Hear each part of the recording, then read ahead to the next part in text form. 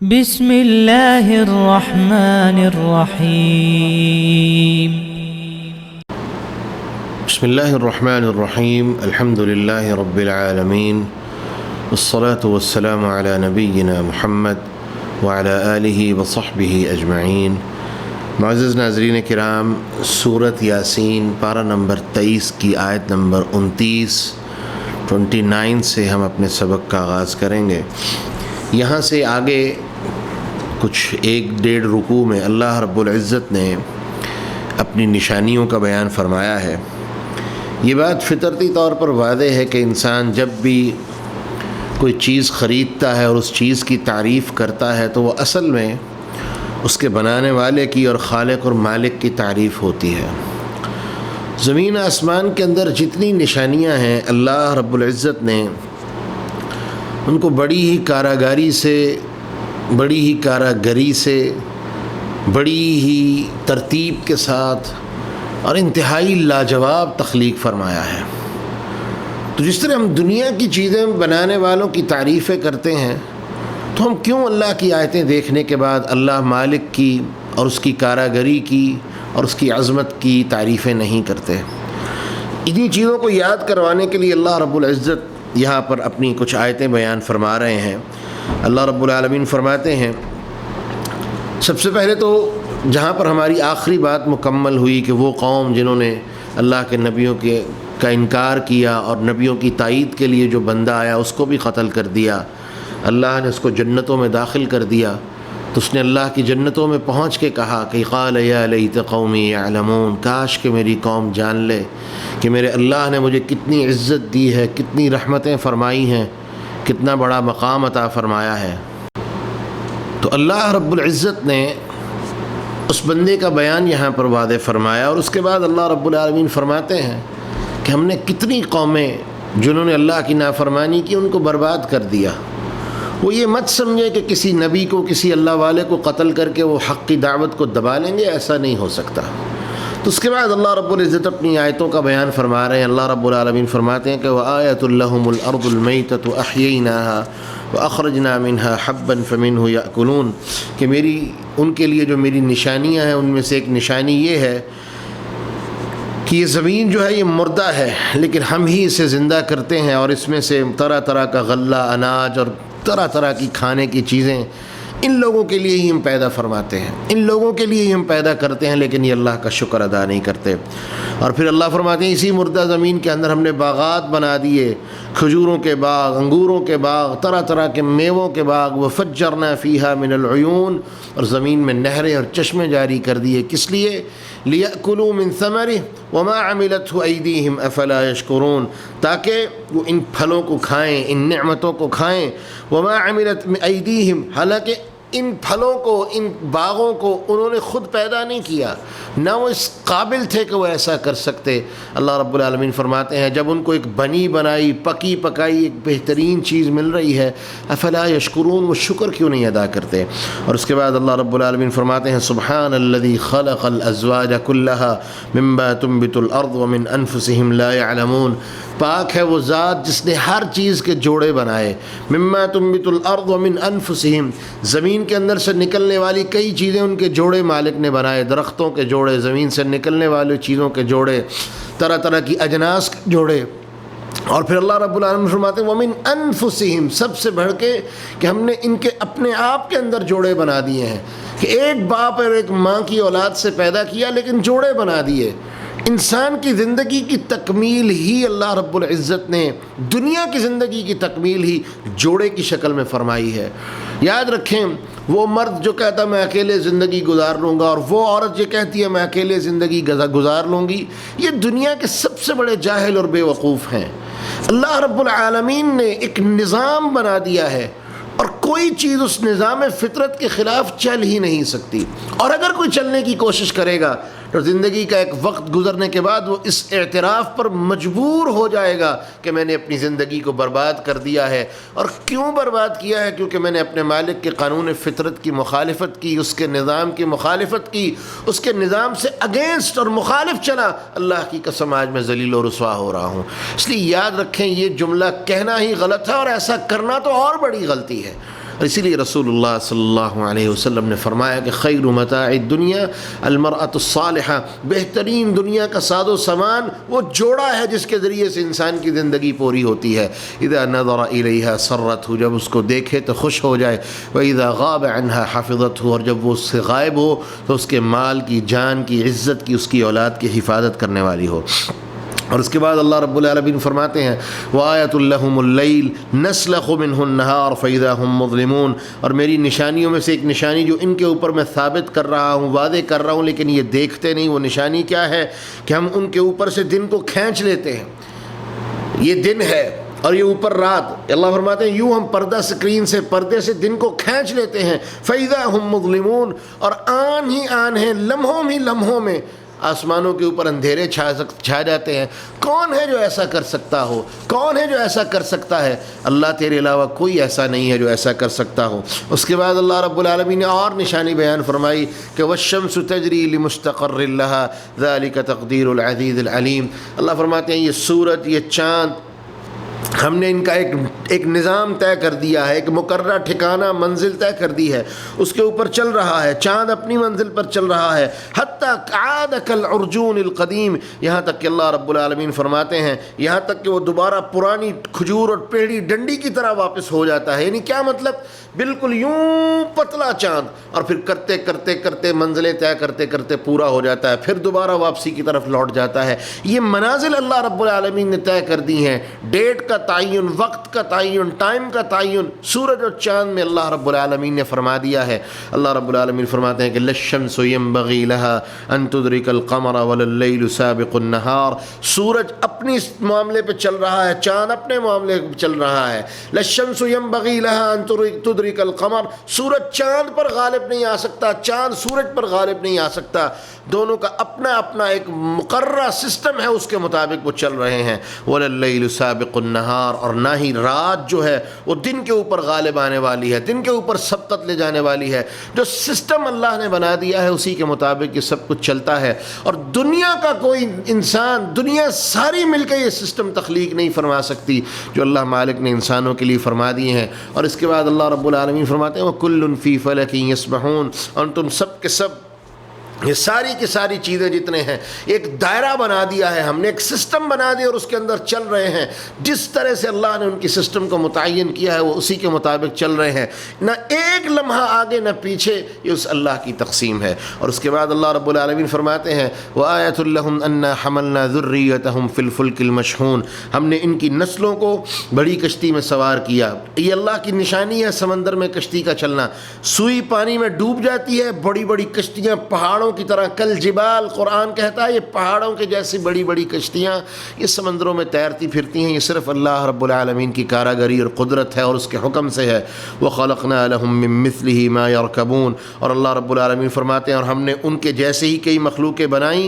اور جن چیزوں کو ان کے ساتھ ہی ہم نے کشتی میں سوار کر دیا. یہ اشارہ نوح علیہ السلام کے واقعے کی طرف ہے. سب سے پہلے جب کشتی بنائی تو ہر چیز کا جوڑا جوڑا اللہ نے کہا اس میں سوار کر لو. تو یہ اللہ کی طرف سے اشارہ ہے کہ پہلی کشتی سے لے کے آج تک اور آج سے قیامت تک یہ ساری کشتیاں جن میں تم سواریاں کرتے ہو، سامان لے کے جاتے ہو، بار برداری کے کام کرتے ہو، جانور لے کے جاتے ہو، اپنے آپ کو لے کے جاتے ہو، یہ سارے اللہ کی نشانیوں میں سے نشانیاں ہیں. اگر اللہ چاہے ہواؤں کو روک دے، یہ کشتیاں سمندر کے اندر جام ہو کے رہ جائیں، وہیں پہ گل سڑ جائیں، ایک ذرہ آگے حرکت نہ کر سکیں، یہ ذرہ بھی آگے نہ چل سکیں. یہ اللہ رب العالمین کی کاراگری اور قدرت ہے. اور اللہ رب العالمین فرماتے ہیں وَإِن نَّشَأْ نُغْرِقْهُمْ فَلَا صَرِيخَ لَهُمْ، اگر ہم چاہیں تو ان کو غرق کر دیں، فَلَا صَرِيخَ لَهُمْ، کوئی ان کی چیخ و پکار سننے والا بھی نہ ہو. اللہ اکبر.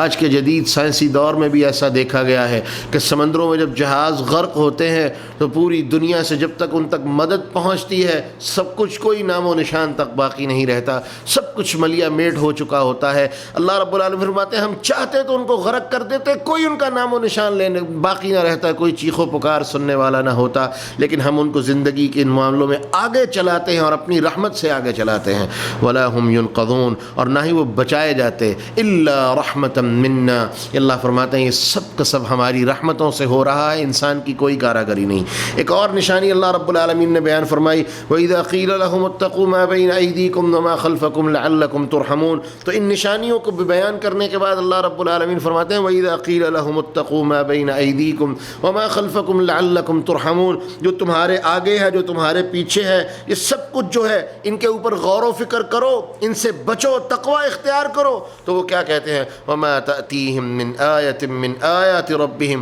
إِلَّا كَانُوا عَنْهَا مُعْرِضِينَ. اللہ فرماتے ہیں کہ جب بھی ان کے پاس کوئی نشانی آتی, کوئی آیت آتی, بجائے اس کے کہ وہ اللہ کے حکم پر عمل کرتے, اپنے آپ کو بچاتے, غور و فکر کرتے, اللہ ان پر رحم کرتا, وہ ایسا نہیں کرتے تھے بلکہ اللہ کی نشانیوں سے منہ موڑ لیتے تھے. اور ایسا کیوں کرتے تھے؟ کیونکہ اللہ رب العالمین نے ان کے بارے میں فیصلے فرما دیے تھے. اس کے بعد اللہ رب العزت نے اس سورہ مبارکہ میں قیامت کے دن کے کچھ منظر بیان کیے ہیں. مشرکین مکہ اصل میں قیامت کے بارے میں بڑی باتیں کرتے تھے, انکار کرتے تھے, اور وہ اس بات کو انتہائی تعجب اور مضحکہ خیز سمجھتے تھے کہ ہم مر جانے کے بعد جب مٹی کے ساتھ مٹی ہو جائیں گے تو کیا اللہ ہمیں دوبارہ زندہ کرے گا؟ یہ کیسے ممکن ہے؟ تو اللہ رب العالمین نے اپنی قدرت کاملہ, اپنی ذات کا تعارف ان کو کروانے کے لیے پہلے یہ نشانیاں بیان کی کہ دیکھو یہ اتنی بڑی کائنات, اس کے اندر یہ ساری نشانیاں, یہ میری قدرت کاملہ ہے, اور ان چیزوں کو ماننا قطعاً عقل سے بعید نہیں, لیکن اگر تم غور و فکر کرنے والے ہو تبھی تمہاری عقل میں یہ باتیں آ سکتی ہیں کہ اللہ رب العالمین ان نشانیوں کو دکھانے کے بعد اگر وہ تمہیں کہہ رہا ہے میں تمہیں دوبارہ زندہ کروں گا, تو اس اللہ کے لیے کچھ بھی ناممکن نہیں, وہ کچھ بھی کر سکتا ہے. لیکن کوئی انسان بھی اپنی آزادی کو کھونا نہیں چاہتا. وہ کیا کہتا ہے, اسی لیے وہ قیامت کو نہیں مانتا, کیونکہ دنیا کے اندر وہ مادر پدر آزاد خود کو سمجھتا ہے, اسی لیے وہ قیامت کے دن کی حقیقت کو تسلیم کرنے کے لیے تیار نہیں ہے کہ قیامت کا دن ہوگا, وہاں مجھ سے حساب کتاب پوچھ گیچھ ہوگی, یہ میں چیز مانتا ہی نہیں ہوں. اور اگر وہ مان لے تو دنیا کی اس کی آزادی چلی جاتی ہے, اور کامیابی بھی اسی میں ہے کہ دنیا کے اندر وہ اپنے آپ کو قید میں تصور کرے, اور اس امید کے ساتھ اس قید کے اندر میں انتہائی محتاط زندگی گزار کے جب اپنے اللہ کے پاس جاؤں گا تو کامیاب ہو جاؤں گا. اسی لیے انبیاء علیہم الصلاۃ والسلام جب ان سے قیامت کی باتیں کرتے تو وہ ان کو ماننے سے نہ صرف کہ انکار کرتے بلکہ ان کو چیلنج کرتے کہ قیامت لا کے دکھاؤ, یہ مردے مر گئے ان کو اٹھا کے دکھاؤ, تب بتاؤ قیامت کیسے آئے گی. تو اللہ رب العالمین نے اپنی کچھ نشانیوں کے ذریعے سے وعدے کیا کہ قیامت کیسے آئے گی. اللہ رب العالمین فرماتے ہیں وَيَقُولُونَ مَتَىٰ هَٰذَا الْوَعْدُ إِن كُنتُمْ صَادِقِينَ. یہ آپ سے کہتے ہیں بتاؤ یہ قیامت کب آئے گی اگر آپ سچے ہیں. تو آپ ان کو بتا دیں کہ مَا يَنظُرُونَ إِلَّا صَيْحَةً وَاحِدَةً تَأْخُذُهُمْ وَهُمْ يَخِصِّمُونَ. تو یاد رکھیں مَا يَنظُرُونَ إِلَّا صَيْحَةً وَاحِدَةً, وہ نہیں انتظار کرتے مگر ایک ہی چیخ کا, کہ قیامت صرف ایک چیخ کی طرح آئے گی, ایک چیخ ہوگی, ایک سور کے اندر وہ سور پھونکا جائے گا تو کیا ہوگا تأخذهم وهم يخصمون, اور وہ ان کو پکڑ لے گی, یہ آپس میں جھگڑ رہے ہوں گے, یہ ایک دوسرے سے جدا بھی نہیں ہوں گے, اتنا لمحہ اور فرصت بھی اللہ ان کو نہیں دے گا, اور ان کے اوپر وہ چیخ وارد ہو جائے گی, اللہ کا حکم وارد ہو جائے گا. فلا يستطيعون توصية ولا إلى أهلهم يرجعون. اور وہ اتنی اچانک آئے گی کہ نہ تو وصیت کر سکیں گے, نہ نصیحت کر سکیں گے, نہ کوئی نصیحت ان کو فائدہ دے گی, اور نہ ہی اپنے گھر والوں تک پہنچ سکیں گے کہ ان کو آخری مرتبہ دیکھ لیں, ان کی مدد کر لیں, ان کے پاس چلے جائیں اور اپنے آپ کو محفوظ تصور کر لیں. ایسا کچھ بھی نہیں ہوگا, آن ہی آن میں آئے گی اور کوئی موقع ان کو نہیں ملے گا. اور اس کے بعد اللہ رب العالمین بیان فرماتے ہیں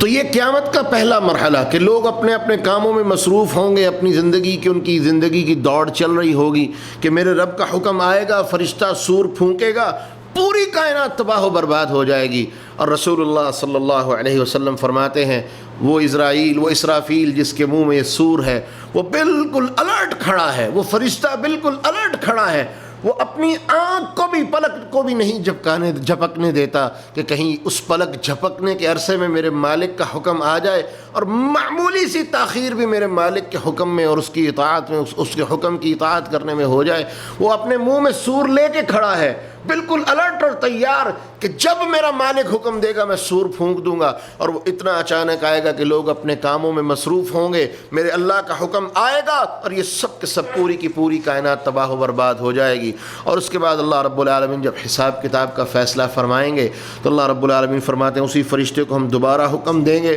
اور یہ اپنی قبروں سے, اپنے مرقد سے, اپنی جہاں جہاں وہ مرے ہوں گے, دفن ہوں گے, پڑے ہوں گے, جہاں جہاں ان کے جسموں کا کوئی نہ کوئی حصہ کسی نہ کسی شکل میں ہوگا, وہ اللہ رب العالمین کے حکم سے دوبارہ مالک ان کو زندہ کرے گا، جس طرح انسان نیند سے بیدار ہوتا ہے اور پھر سب کے سب لوگوں کو اللہ میدان محشر میں جمع کرے گا۔ اور ان کے بارے میں اللہ قرآن مجید میں فرماتے ہیں فَإِذَا وَنُفِخَ فِي الصُّورِ فَإِذَا هُم مِّنَ الْأَجْدَاثِ إِلَىٰ رَبِّهِمْ يَنْسِلُونَ، جب سور پھونکا جائے گا تو وہ اپنی قبروں سے نکل کر تیزی کے ساتھ اپنے رب کی طرف دوڑ رہے ہوں گے۔ قالوا یا ویلنا من بعثنا من مرقدنا هذا ما وعد الرحمن وصدق المرسلون، وہ کہیں گے افسوس، بربادی، تباہی، من مرقدنا هذا، من بعثنا من مرقدنا هذا، کس نے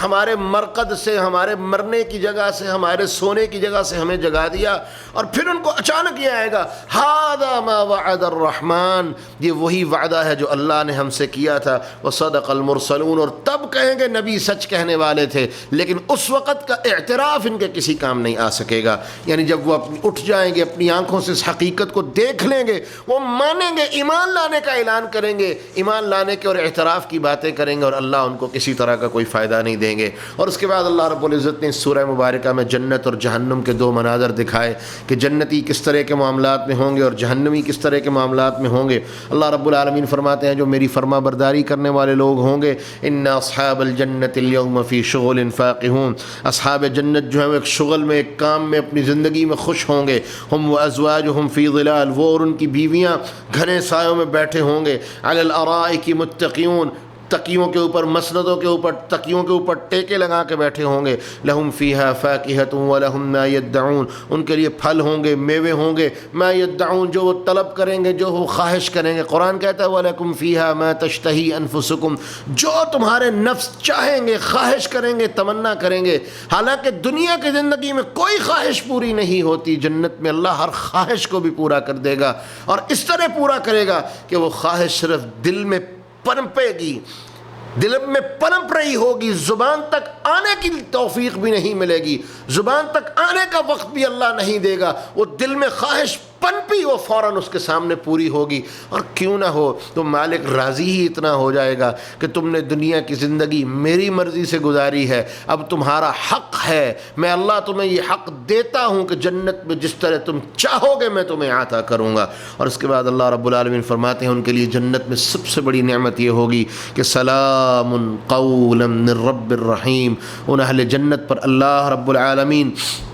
اپنی سلامتی کرے گا اور سلامتی کے معاملے فرمائے گا۔ اور ساتھ ہی اللہ رب العزت نے جہنمیوں کی اور نافرمانوں کی بھی بات فرما دی تاکہ دونوں تصویریں واضح ہو جائیں۔ اللہ فرماتے ہیں وَامْتَازُوا الْيَوْمَ أَيُّهَا الْمُجْرِمُونَ، ہم اعلان کر دیں گے اور مجرموں، نافرمانوں، اللہ کی معصیت اور نافرمانی کرنے والے سائڈ پہ ہو جاؤ۔ أَلَمْ أَعْهَدْ إِلَيْكُمْ يَا بَنِي آدَمَ أَلَّا تَعْبُدُوا الشَّيْطَانَ، اے آدم کی اولاد میں نے تم سے وعدہ نہیں لیا تھا، تم سے پکا وعدہ لیا تھا، تم نے کہا تھا پکا وعدہ کر کے جا رہے ہیں، میں نے وعدہ لیا تھا کہ شیطان کی پوجا نہ کرنا، اس کی عبادت نہ کرنا، اس کے پیچھے نہ چلنا۔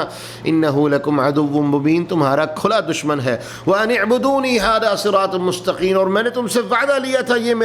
میرا سیدھا رستہ، اس پر چلنا اور میری عبادت کرنا۔ ولقد اضل منکم جبلا کثیرا افلم تکونوا تعقلون، اللہ رب العالمین فرماتے ہیں کہ بلا شبہ اور یقیناً اس نے تم میں سے بہت ساری مخلوق کو گمراہ کر دیا، تم گمراہی کے مواقع اسے دیتے رہے، وہ تمہیں گمراہ کرتا رہا۔ هذه جہنم التي كنتم توعدون، اور اب وہ وہاں چیخیں گے، چلائیں گے، معافیاں مانگیں گے، اعتراف کریں گے، اللہ ایک موقع دے دے، دوبارہ نہیں بھیج دے، نہیں کریں گے، جو تو کہے گا وہ کریں گے۔ اللہ کہیں گے هذه جہنم التي كنتم توعدون، میں نے تم سے دنیا میں بات کی تھی یہ کام نہ کرنا، وعدہ لیا تھا، تم نے وعدہ توڑ دیا، اب یہ جہنم ہے جس کے بارے میں نے تمہیں کہا تھا یہ کرو گے تو جہنم میں پھینکوں گا، یہ ہے تمہارا وعدہ، یہ ہے تمہارا ٹھکانہ۔ اصلوها اليوم بما كنتم تکفرون، اور اللہ رب العالمین فرماتے ہیں کہ ان کو اس میں داخل کر دیا جائے گا اس وجہ سے بما کنتم تکفرون، جو وہ اللہ کی نافرمانیاں کرتے تھے۔ اور اگر وہ جھوٹ بولنے کی کوشش کریں گے، عذر پیش کریں گے، تو اللہ رب العالمین فرماتے ہیں کہ الیوم نختم علی افواہہم، ان کے منہوں پر مہریں لگا دیں گے، وتکلمنا ایدیہم، ہاتھ بول کے بتائیں گے۔ جو بندہ جھوٹ بول کے وہاں پر عذر پیش کر کے جان چھڑوانے کی کوشش کرے گا، اللہ اس کے منہ پر مہر لگا کے اس کے ہاتھوں کو بلوائیں گے، اس کے پیر بولیں گے، وہ گواہی دیں گے جو وہ دنیا میں کرتا رہا ہے، اور پھر وہ بندہ چیخے گا اور چلائے گا اور کہے گا کہ میں تمہیں جہنم سے بچانے کے لیے تو جھوٹ بول رہا تھا، تم نے ہی میرے خلاف گواہیاں دے دی۔ اور وہ کہیں گے کہ ہم کیوں گواہیاں نہ دیتے، ہمارے خالق اور مالک نے ہمیں حکم دیا تھا، اور ہمارے ذمہ لازم تھا کہ جب ہمارا مالک ہمیں حکم دے، ہم اس کے حکم کو مانیں اور گواہیاں دیں۔ اور اس کے بعد اللہ رب العالمین فرماتے ہیں وَلَوْ نَشَاءُ لَطَمَسْنَا عَلَىٰ أَعْيُنِهِمْ فَاسْتَبَقُوا الصِّرَاطَ فَأَنَّىٰ يُبْصِرُونَ۔ اللہ نے دنیا میں ایک وارننگ ان کو دے دی کہ دیکھو یہ جہنم کی سزا سن لو، لیکن اگر اللہ فرماتے ہیں اگر ہم چاہتے تو یقیناً ان کی آنکھیں مٹا دیتے، فاستبقوا الصراط، اور پھر وہ راستے اگر ان کی آنکھیں ہم مٹا دیتے تو وہ یہ عذر پیش کرتے کہ وہ راستے کی طرف کیسے بڑھیں گے، کیسے دیکھیں گے۔ تو جنتیوں اور جہنم کا یہ منظر واضح کرنے کے بعد اللہ رب العالمین انسان کو پھر اپنی کچھ نعمتیں یاد کروا رہے ہیں، اور اس کے جواب میں جو انسان کا طرز عمل ہے ناشکری ہے، اللہ رب العالمین وہ بھی بیان فرما رہے ہیں۔ اللہ رب العالمین فرماتے ہیں اولم یروا انا خلقنا لهم مما عملت ایدینا انعاما فهم لها مالکون، کیا انہوں نے نہیں دیکھا کہ ہم نے ان چیزوں میں سے جنہیں ہمارے ہاتھوں نے بنایا ہے ان کے لیے مویشی پیدا کیے۔ اللہ رب العالمین فرماتے ہیں پھر وہ ان کے مالک ہیں۔ یہ مویشی جانور جو ہم نے پیدا کیے ہیں، اللہ فرماتے ہیں ہم ان کو ان کا مالک بنا دیتے ہیں، لیکن یہ کیا کرتے ہیں وَذَلَّلْنَاهَا لَهُمْ فَمِنْهَا رَكُوبُهُمْ وَمِنْهَا يَأْكُلُونَ، ہم نے ان مویشیوں کو ان کے تابع کر دیا، ان کے اوپر وہ سواری کرتے ہیں، انہی کی سواری سے وہ ان کو بعض میں سے کماتے اور کھاتے ہیں، سارے معاملات کرتے ہیں۔ وَلَهُمْ فِيهَا مَنَافِعُ وَمَشَارِبُ، ان کے اندر سے ان کے لیے فائدے ہیں، ان کے پینے کا سامان ہے، دودھ ہے۔ أَفَلَا يَشْكُرُونَ، یہ سارا کچھ اللہ رب العالمین فرماتے ہیں ہم نے انسان کے لیے کیا، اس کو عطا کیا، یہ شکر کیوں نہیں کرتا؟ اور پھر ظلم سے اور بڑا ظلم یہ کہ وَاتَّخَذُوا مِن دُونِ اللَّهِ آلِهَةً لَعَلَّهُمْ يُنصَرُونَ، اللہ کو چھوڑ کے جھوٹے معبود بنا لیتا ہے تاکہ وہ اس کی مدد کر سکیں۔ لا يستطيعون نصرهم، اللہ فرماتے ہیں سن لو یہ اعلان ہے، واضح اعلان ہے، لا يستطيعون نصرهم، وہ ان کی مدد نہیں کر سکیں گے، نہ مدد کی طاقت رکھیں گے۔ وهم لهم جند محضرون، اور اللہ رب العالمین فرماتے ہیں یہ وہ لشکر ہیں، یہ وہ قومیں ہیں، مخلوقیں ہیں جن کو میں نے پیدا کیا ہے، یہ بھی میرے سامنے جن کو تم میرے ساتھ معبود بناتے ہو میرے سامنے کھڑے ہوں گے، میں ان سے حساب لوں گا، کتاب لوں گا، جواب لوں گا، ان کو بھی تمہاری طرح جواب دینا ہوگا۔ اور اللہ رب العالمین مزید فرماتے ہیں کہ انسان اور بھی ذرا اپنے آپ کی طرف دیکھ، اولم یر الانسان انا خلقناہ من نطفہ، ہم نے تمہیں ایک نطفے سے پیدا کیا، فاذا هو خصیم مبین، اور تم بہت جھگڑا کرنے والے، اللہ کی نافرمانی کرنے والے ہو۔ وضرب لنا مثلا ونسی خلقہ، اللہ رب العالمین نے ہمارے لیے ایک مثال بیان کی۔ اللہ رب العالمین فرماتے ہیں کہ ہم نے تمہیں مثال دے کے سمجھایا لیکن تم اپنی تخلیق کو بھول گئے۔ اللہ رب العالمین فرماتے ہیں انسان نے ایک ہڈی لی، قال من یحیی العظام، اللہ نے ایک مثال دے کے سمجھایا کہ انسان ایک ہڈی اپنے ہاتھ میں پکڑتا ہے اور اس کو بسیدہ ہو جانے کے بعد یوں اپنے ہاتھ میں پاؤڈر کی طرح مسل کے اڑا دیتا ہے۔ قال من یحیی العظام وہی رمیم، اس ہڈی کو جو بسیدہ ہو چکی ہے، جس کو میں نے پاؤڈر بنا کے ہواؤں میں اڑا دیا ہے۔ اور مفسرین نے لکھا ہے ایک مشرک آیا تھا اللہ کے رسول کے پاس، اس نے یہی کام کیا تھا کہ ہڈی کو مسل کے بورا بنا کے ہوا میں اڑا دیا، اور پھر کہنے لگا من یحیی العظام وہی رمیم، اس بسیدہ ہڈی کو کون زندہ کرے گا؟ تو اللہ نے جواب دیا قل یحییھا الذی انشاھا اول مرہ، اس اللہ نے اس ہڈی کو پہلی دفعہ بنایا تھا جب اس کا وجود بھی نہیں تھا، وہی اللہ اس کو دوبارہ پیدا کرے گا۔ اب تو اس کا وجود موجود ہے، اس کا پاؤڈر موجود ہے، اس کی نشانیاں موجود ہیں، باقیات موجود ہیں۔ اللہ ان سے پیدا کرنے کے لیے اندر زیادہ آسانی والا معاملہ ہے اللہ کہ اللہ ان کو دوبارہ پیدا کر سکے، بجائے اس کے کہ اللہ نے اس وقت اس کو پیدا کیا جب اس کا کوئی نام و نشان نہیں تھا۔ اللہ کے لیے کوئی مشکل نہیں ہے۔ وَهُوَ بِكُلِّ خَلْقٍ عَلِيمٌ، اور اللہ اپنی مخلوق کے بارے میں، اس کی تخلیق کے بارے میں خوب جاننے والا ہے کہ کس کو کس طرح پیدا کیا اور دوبارہ کیسے پیدا کرنا ہے۔ اور اللہ رب العالمین اس سورہ مبارکہ کے آخر میں بیان فرماتے ہیں، انہی نشانیوں کا تسلسل بیان فرماتے ہوئے فرماتے ہیں، انہی نصیحتوں کا تسلسل بیان فرماتے ہوئے فرماتے ہیں اَوَلَيْسَ الَّذِي خَلَقَ السَّمَاوَاتِ وَالْأَرْضِ، کیا یہ دیکھتے نہیں ہیں کہ وہ اللہ جس نے آسمانوں اور زمینوں کو پیدا کیا، بِقَادِرٍ عَلَىٰ أَن يَخْلُقَ مِثْلَهُمْ، کہ اللہ رب العالمین وہ قادر ہے کہ وہ انہی کی مثل، انہی جیسی مخلوق کو اور پیدا کر دے۔ بلا وهو الخلاق العلیم، کیوں نہیں، وہ بالکل پیدا کر سکتا ہے، وہ خالق ہے، زبردست پیدا کرنے والا ہے اور جاننے والا ہے۔ اور جان لو اللہ رب العالمین کے لیے کوئی چیز مشکل نہیں ہے، وہ اپنی مخلوقوں کے بارے میں اتنا اختیار رکھتا ہے، اتنی طاقت رکھتا ہے کہ انما امرہ اذا اراد شیئا، جب وہ کسی چیز کا ارادہ کر لے تو صرف اتنا عرصہ اس کو چاہیے چاہیے، اتنی دیر چاہیے، اذا اراد شیئا وہ حکم دیتا ہے کن ہو جا فیکون وہ ہو جاتی ہے، کیونکہ ہر چیز اس کی مخلوق ہے اور خالق کا حق یہ ہے کہ وہ مخلوق کو حکم دے اور وہ فوراً اس کے سامنے اپنے آپ کو اطاعت میں جھکا دے، فوراً اس کے حکم کو تسلیم کر لے اور مکمل کر دے۔ اور اللہ رب العالمین فرماتے ہیں فسبحان الذی بیدہ ملکوت کل شیء، پاک ہے وہ ذات جس کے ہاتھ میں ہر چیز کی طاقتیں ہیں، ہر چیز کی کامل مکمل بادشاہی اس کے ہاتھ میں ہے، وَإِلَيْهِ تُرْجَعُونَ، اور لوگوں تم نے اسی کی طرف لوٹ کے جانا ہے۔ تو جیسے شروع میں عرض کیا تھا کہ سورہ مبارکہ میں اللہ رب العالمین نے اپنی بے بہا نشانیوں کا ذکر کیا اور انسانوں کو مخاطب کر کے اپنی نشانیوں کو سمجھایا، پھر جنت اور جہنم کی باتیں کی اور ڈرایا، اور پھر آخر میں دوبارہ اللہ رب العالمین نے اپنی قدرت کاملہ کی کچھ نشانیاں اس کو سمجھا کے اس سورہ مبارکہ کا اختتام فرما دیا۔ اس کے بعد سورۃ الصافات یہ مکہ کے بالکل آخری دور میں نازل ہوئی، جب رسول اللہ صلی اللہ علیہ وسلم کی دعوت کا انتہا کا مذاق اڑا دیا گیا، قرآن کے بارے میں طرح طرح کی باتیں کی گئیں، اور اس کے اوپر پھر اللہ رب العالمین نے سورہ مبارکہ نازل فرما کے مشرکین مکہ کو زبردست قسم کی تنبیہ کی، اور اس کے ساتھ ساتھ اللہ رب العالمین نے اہل ایمان پر اور انبیاء علیہم السلام پر اللہ رب العالمین نے بار بار اپنے انبیاء کا ذکر کیا، ان کی اطاعتوں کا ذکر کیا کہ وہ کس طرح اللہ کے حکم کی اطاعت کرنے والے لوگ تھے، اور اللہ نے ان کے اوپر جو اپنے انعامات کیے اس کا ذکر اللہ رب العالمین نے سورہ مبارکہ میں کیا۔ اس سورہ مبارکہ کی ابتدا میں کچھ فرشتوں کی باتیں ہیں، پھر آگے اللہ نے کچھ اپنی نشانیوں کی باتیں کی، پھر جنت کے بڑے خوبصورت مناظر اللہ نے ہمیں دکھائے اور سمجھائے، پھر کچھ اپنی نعمتوں کی باتیں کی، پھر انبیاء علیہم السلام سیدنا نوح، سیدنا ابراہیم علیہ السلام، موسیٰ علیہ السلام، الیاس علیہ السلام، لوط علیہ السلام، یونس علیہ السلام، اور پھر آخر پر اللہ رب العالمین نے اپنے رسولوں کا جو مقام اور مرتبہ ہے وہ اس کے بارے میں بات کر کے، اور اللہ ان کی کیسے مدد اور نصرت کرتا ہے، یہ باتیں بات کر کے اللہ رب العالمین نے سورہ مبارکہ کا اختتام فرمایا۔ تو اللہ رب العالمین فرماتے ہیں سب سے پہلے تو ہم نے ان مکہ والوں کی سوچ کا رد کر دیا جو یہ کہتے تھے کہ قرآن جو ہے وہ نبی جا کے کاہنوں سے یہ خبریں لے کے آتے ہیں یا کاہن آپ کو آ کے بتاتے ہیں، وہ رد اللہ نے کیا۔ اور اس کے ساتھ ساتھ جو یہ کہتے تھے کہ یہ شیطان آسمانوں سے جا کے خبریں لاتے ہیں اور آ کے اللہ کے رسول کو بتاتے ہیں، تو اللہ نے ان تمام چیزوں کا رد، یہ پہلے بھی 2 دفعہ یہ بات گزری ہے، دوبارہ اللہ اس کا رد فرما رہے ہیں، بار بار رد فرما رہے ہیں تاکہ کسی کے ذہن میں کوئی شک شبہ، کسی طرح کا کوئی گمان باقی نہ رہ جائے۔ رب العالمین اس سورہ مبارکہ کے ابتدا میں ہی قسمیں اٹھا رہے ہیں فرشتوں کی۔ اللہ رب العالمین فرماتے ہیں والصافات صفا، قطار در قطار صفیں بنانے والے اللہ کے سامنے اطاعت اور فرما برداری کے ساتھ کھڑے ہو جانے والے فرشتوں کی قسم، فالزاجرات زجرا، اور پھر اللہ رب العالمین کے حکم سے جو ڈرانے والے ہیں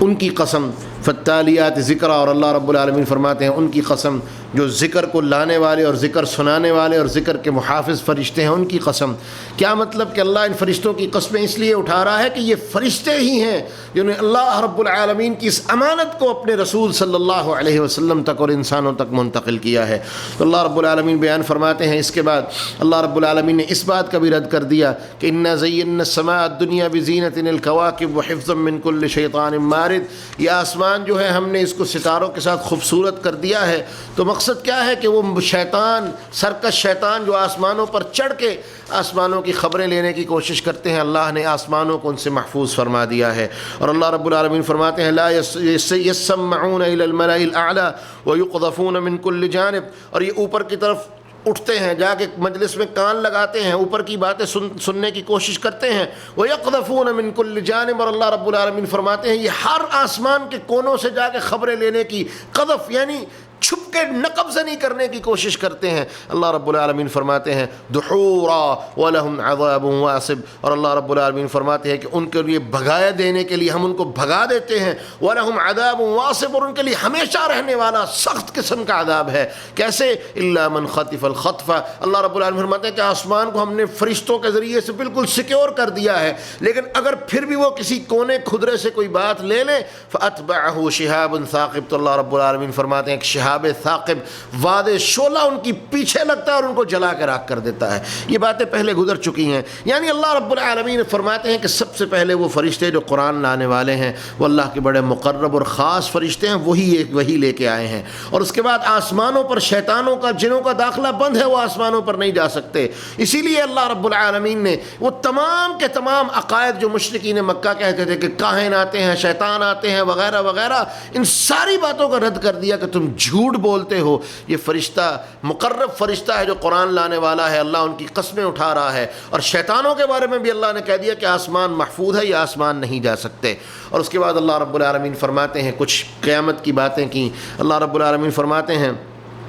وہ لوگ جو آخرت میں دوبارہ زندہ ہونے کا انکار کرتے ہیں کہ ہم دوبارہ زندہ نہیں ہوں گے، کیسے زندہ ہوں گے، اس کا انکار کرتے ہیں، تو اللہ رب العالمین فرماتے ہیں سن لو، تمہارا یہ کہنا کہ ہم مر جائیں گے، مر کے مٹی ہو جائیں گے، گوشت گل چھڑ جائے گا، ہماری ہڈیاں رہ جائیں گی، کیسے ہمیں دوبارہ زندہ کیا جا سکتا ہے؟ تو اللہ رب العالمین نے ان کو جواب دیا کہ اللہ رب العالمین فرماتے ہیں فاستفتہم اہم اشد خلقا ام من خلقنا انا خلقناہم من طین لازب، کہ ان سے پوچھو، یہ سوال کرو کہ یہ پیدا کرنے کے اعتبار سے زیادہ مشکل ہے، یعنی جو مرے ہوئے ہیں ان کو دوبارہ زندہ کرنا زیادہ مشکل ہے، یا وہ جن کو نئے سرے سے ہم نے بنایا یہ زیادہ مشکل ہے؟ انا خلقناہم من طین لازب، ہم نے چپکنے والی مٹی جو سخت قسم کی اور ہاتھوں کے ساتھ چپک جانے والی اور جڑ جانے والی مٹی ہے، گارا ہے، اس سے ان کو پیدا کیا ہے۔ اللہ رب العالمین فرماتے ہیں بل عجبت ویسخرون، اس کے بعد یہ تو تعجب کرتے ہیں اور مذاق کرتے ہیں، تمسخر اڑاتے ہیں۔ وَإِذَا ذُكِّرُوا لَا يَذْكُرُونَ، جب ان کو اللہ نصیحت کے لیے بلاتے ہیں یہ آنے کے لیے تیار نہیں۔ وَإِذَا رَأُوا آيَةً يَسْتَسْخِرُونَ، اللہ کی نشانیاں دیکھتے ہیں تو مذاق اڑاتے ہیں۔ وَقَالُوا إِنْ هَذَا إِلَّا سِحْرٌ مُبِينٌ، قرآن کو جادو کہتے ہیں، اللہ کی نشانیوں کو جادو کہتے ہیں۔ اَإِذَا مِتْنَا وَكُنَّا تُرَابًا وَعِظَامًا أَإِنَّا لَمَبْعُوثُونَ، یہ کہتے ہیں جب مر جائیں گے، مٹی ہو جائیں گے، ہڈیاں رہ جائیں گی، زندہ کیے جائیں گے۔ ہر چیزوں کو یہ مذاق سمجھتے ہیں اور مذاق اڑاتے ہیں، تو ان کو جواب دے دیں أَوَآبَاؤُنَا الْأَوَّلُونَ، یہ کہتے ہیں کیا ہم اور ہمارے بڑے زندہ کیے جائیں گے؟ کوئی زندہ نہیں ہوگا۔ اللہ رب العالمین فرماتے ہیں ان کو کہتے ہیں قُلْ نَعَمْ، میرے رسول ان کو کہتے ہیں ہاں، وَأَنْتُمْ دَاخِرُونَ، اور یاد رکھو اللہ تمہیں اس وقت بھی اٹھائے گا جب تم ذلیل ہو جانے والے ہوگے، اللہ تمہیں ذلیل اور رسوا کرتے ہوئے اپنے سامنے اکٹھا کرے گا اور تمہیں زندہ کرے گا۔ فَإِنَّمَا هِيَ زَجْرَةٌ وَاحِدَةٌ فَإِذَا هُمْ يَنظُرُونَ، اور اللہ رب العالمین فرماتے ہیں اٹھاؤں گا بھی کیسے؟ ایک سور پھونکا جائے گا، ایک ڈانٹ ہوگی، تمہیں حکم دیا جائے گا اٹھو، تم اٹھ کے فوراً اپنے رب کے سامنے کھڑے ہو جاؤ گے۔ اور اس کے بعد اللہ رب العالمین نے ان لوگوں کے انجام کی بات کی جو رسول اللہ صلی اللہ علیہ وسلم کو ماننے سے انکار کرنے والے لوگ ہیں۔ اللہ رب العالمین بیان فرماتے ہیں الا عبادک المخلصین اولئک لهم رزق معلوم، وہ لوگ جو رسول اللہ صلی اللہ علیہ وسلم کی دعوت کو مانتے ہیں اور جو انکار کرنے والے ہیں، یہ دو گروہ ہیں۔ ایک وہ ہیں جنہوں نے اللہ کا اور اس کے رسول کی دعوت کو قبول کر لیا، اللہ کے لیے خاص ہو گئے۔ اللہ فرماتے ہیں اولئک لهم رزق معلوم، ان کے لیے ایک معلوم، واضح، جانا پہچانا رزق جنت کی شکل میں ہم نے تیار کر رکھا ہے۔ فواکہ وہم مکرمون، بڑے بڑے باغات ہوں گے، پھل ہوں گے، نعمتیں ہوں گی، اور سب سے بڑھ کے عزت ہوگی۔ اور اللہ رب العالمین فرماتے ہیں فی جنات النعیم، یہ جنت کا پورا منظر اللہ رب العالمین نے بیان فرما دیا کہ وہ کس طرح جنتوں کی نعمتوں میں ہوں گے، پھل کھا رہے ہوں گے، درختوں کے ٹیکے لگا کے بیٹھے ہوں گے، ایک دوسرے سے باتیں کر رہے ہوں گے، اللہ کی حمد و ثنا بیان ہو رہی ہوگی، حوریں ہوں گی، اللہ کی طرف سے خادم ان کی خدمت کے لیے معمور ہوں گے، وہ گھوم رہے ہوں گے، سارے کے سارے لوگ اس طرح سامنے موجود ہوں گے۔ اور ساتھ ہی اللہ رب العالمین نے ان لوگوں کا بھی بیان کر دیا کہ جن لوگوں نے رسول کی دعوت کو ماننے سے انکار کر دیا، کس طرح ذلیل کر کے جہنم کے سپرد کیے جائیں گے، کس طرح جہنم کے اندر ان کو جلایا جائے گا، کس طرح جہنم میں ان کو سزائیں دی جائیں گی۔ اللہ نے ساری باتیں وعدے کر دی۔ اور اس کے بعد اللہ رب العزت نے انبیاء علیہم الصلاۃ والسلام کی خدمات پر ان کو بہترین خراج تحسین پیش کیا۔ ہم یہ جانتے ہیں کہ حق و باطل کی اس کشمکش میں انبیاء علیہم الصلاۃ والسلام کا کردار نہایت قابل تحسین ہے۔ ان لوگوں نے ماریں کھائیں، جنہوں نے مخالفوں کی بڑی بڑی اور مخالفت کی بڑی بڑی آندھیوں کا مقابلہ کیا، مصائب کے طوفان برداشت کیے، ظلم و جبر کو برداشت کیا، یہاں تک کہ ہر سرکش اور نافرمان جو بڑے سے بڑا تھا ان تک بھی اللہ کی توحید کی دعوت کو پہنچایا، اور اس رستے میں آنے والی ہر رکاوٹ کو انہوں نے پھلانگتے ہوئے اللہ کی توفیق سے انہوں نے جا کے لوگوں تک اللہ کی دعوت کو پہنچایا، اور یہی وہ مبارک ہستیاں ہیں جن کی قربانیوں کا، جن کی محنتوں کا ذکر اللہ رب العالمین نے اس سورہ مبارکہ میں کیا۔ سب سے پہلے اس سورت میں سب سے تفصیل کے ساتھ ذکر، سب سے پہلے نوح علیہ السلام کا کچھ قصہ ہے کہ کس طرح انہوں نے اپنی قوم کو دعوت دی۔ چونکہ یہ قصے پہلے کچھ اشارتاً گزر چکے ہیں، دوبارہ تفصیل میں نہیں جائیں گے، البتہ جو نئی بات قصوں میں آئے گی وہ ضرور بیان کروں گا۔ نوح علیہ السلام کے قصے میں یہاں کوئی نئی بات نہیں ہے۔ اس کے بعد سیدنا ابراہیم علیہ السلام کے قصے میں یہاں ایک نئی بات آئی ہے کہ ابراہیم علیہ السلام کو جب قوم نے جلا دیا، اللہ نے وہاں سے نجات دی، پھر اللہ رب العزت نے ان کو اپنی اولاد کو اللہ نے بیٹا دیا، پہلی دفعہ بیٹا بڑھاپے میں ملا۔ اس کے بعد اللہ رب العالمین نے ابراہیم علیہ السلام کو اپنے ساتھی سہارے کی ضرورت تھی بیٹے کی شکل میں، اللہ نے حکم دیا جاؤ اپنی بیوی اور بچے کو بالکل کھلے چٹیل میدان میں واد غیر ذی زرع وہاں چھوڑ دیا اللہ کے حکم پر۔ جب بیٹا جوان ہوا تو ابراہیم علیہ السلام وہاں پر آئے اور اپنے بیٹے سے آ کے اللہ کا ایک حکم بیان کیا۔ انہوں نے کہا بیٹا میں تمہارے پاس آیا ہوں اور دیکھو میں اللہ کا ایک خواب لے کے تمہارے پاس آیا ہوں۔ فلما بلغ معه السعی، ابراہیم علیہ السلام کو آ کے کہا کہ بیٹا یہ کب کی بات ہے؟ جب ابراہیم کے بعد سر سفید ہو چکے تھے، بوڑھے ہو چکے تھے، اور بوڑھے باپ کو اولاد کے سہارے کی ضرورت تھی، لیکن یہاں اللہ حکم دے رہا ہے کہ ابراہیم اپنے اس بیٹے کو قربان کرو۔ قرآن کہتا ہے قال یا بنی انی ارى فی المنام، ابراہیم علیہ السلام نے اپنے بیٹے سیدنا اسماعیل علیہ السلام کو کہا بیٹا میں خواب دیکھ رہا ہوں، انی اذبحک کہ میں تمہیں ذبح کر رہا ہوں، فانظر ماذا ترى، بیٹا بتا تیری کیا رائے ہے، تو کیا کہتا ہے؟ قال یا ابت افعل ما تؤمر، ابا جان جو حکم اللہ نے آپ کو دیا ہے فوراً اس پر عمل کریں، میری طرف سے ایک لمحے کی بھی تاخیر نہیں ہے۔ ستجدنی انشاءاللہ من الصالحین من الصابرین، آپ مجھے صبر کرنے والوں سے پائیں گے، کیونکہ اللہ کے حکم پر انسان کے دل کو اللہ کا حکم اچھا لگے یا نہ لگے، لیکن صرف یہ سمجھ کے کہ میرے مالک کا حکم ہے اس پر سرخم تسلیم کر دے، اس پر صبر کر لے، یہ صبر کا سب سے بڑا مقام ہے۔ کہا ستجدنی انشاءاللہ من الصابرین، آپ مجھے صبر کرنے والا پائیں گے۔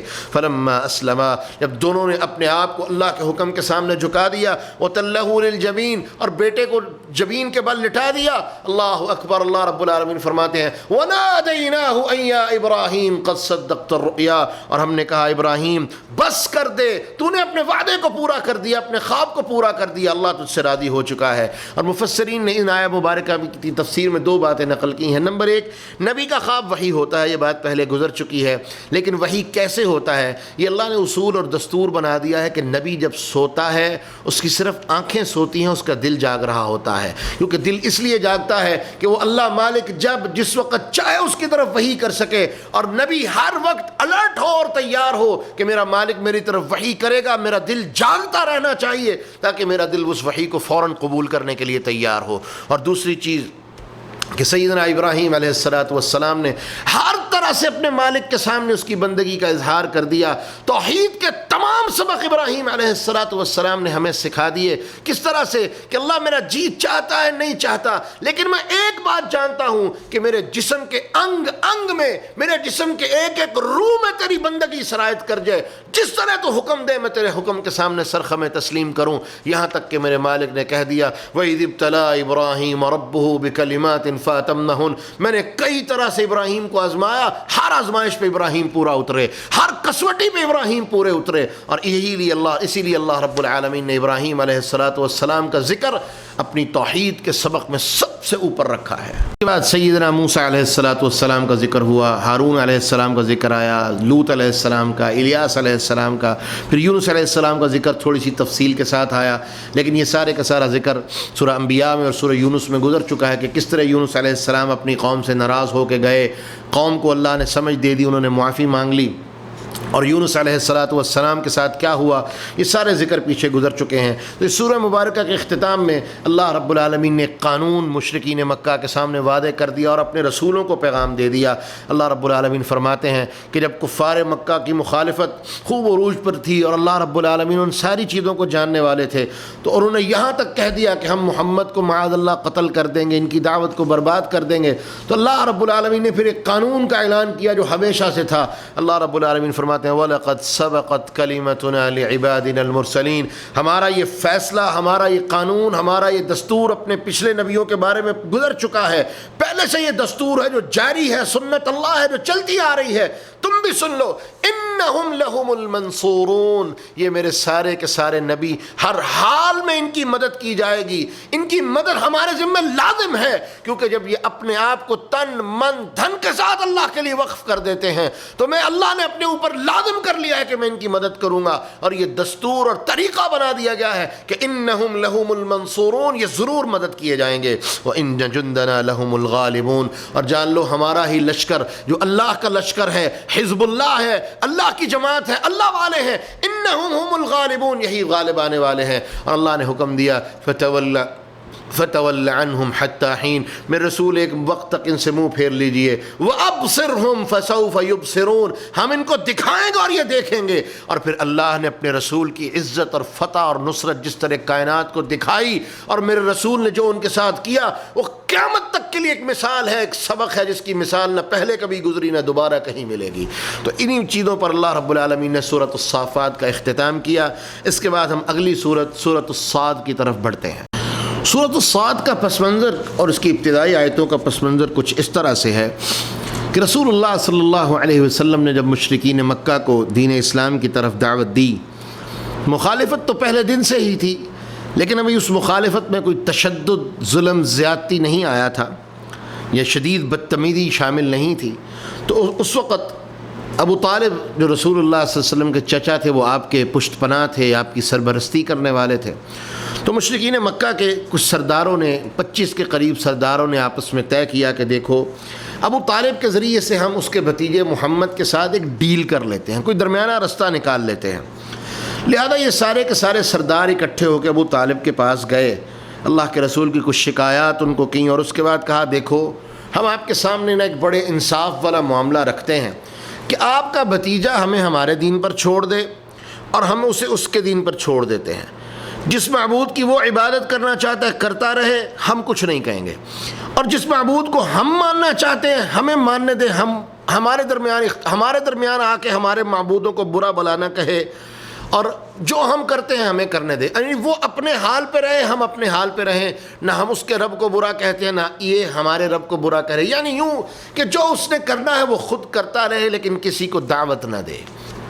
کسی کو دعوت نہ دے، کیونکہ دعوت تب ہی مؤثر تھی جب ان کو یہ سارے ان کے افعال جو وہ کر رہے تھے جب تک ان کو غلط ثابت نہ کیا جاتا تب تک دعوت مؤثر ہو ہی نہیں سکتی تھی، اور وہ یہی چاہتے تھے کہ دعوت کا سلسلہ رک جائے، جس نے جو عمل کرنا ہے کرتا رہے۔ جیسے آج کل کئی لوگ کہتے ہیں جی جو جہاں ہے اس کو لگا رہنے دیں، جی جو کر رہا ہے ٹھیک کر رہا ہے، یہ غلط ہے۔